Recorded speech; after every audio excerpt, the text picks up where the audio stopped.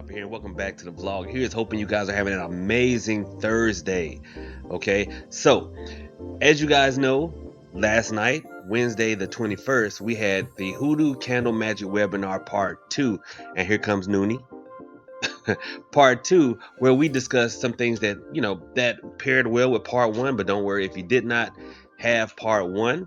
Part 2 was like a standalone, and hopefully those of you who attended enjoyed it, and those of you who will be purchasing the replay get something out of it. But y'all know how I am. If I charge for something, I want to give something away. Thank you, Noonie.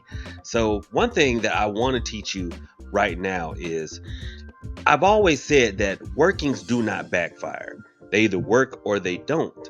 So in the instance that you do a spiritual working, thank you, and you don't get the results that you're looking for, either one, you did the wrong working, or you're in the wrong mindset. You got exactly what you were working towards, you just didn't know what you were doing. Or two, you did a working from someone who didn't know what they were talking about. Now, with that in mind, option two, you did a working from someone who did not know what they were talking about. A lot of times people will inadvertently harm themselves by using something that is in a lot of people's spiritual repertoire. And I want to clear this up for you.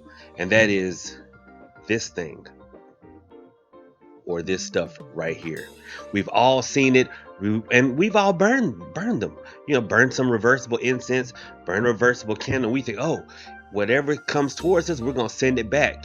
And then for some of you, thank you, Noonie. Noonie, go away. I had to send Noonie away. But for some people, when you burn these, bad things start to happen to you. And then you think, oh, my working backfire. It didn't backfire. You caused this, and I'll tell you why. See, when we think reversible, we have a tendency to only think of negative things going back. But that's not always the case. What is another term that we use when someone says reversible? We start thinking return to sender. Now, a lot of you are real young. You don't understand where that term came from. Well, in the mail, if you ever get mail for someone else at your house and it's not the correct letter, you can write return to sender on it and put it back in the mailbox, and the post office will send it back so they can, whoever sent it can correct the address and get it to whoever it's supposed to go to, right?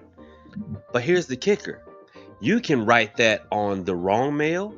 Some people have done it with bills. That's your bill. They write return to sender and send it back to try to pretend like they got the wrong address or whatever.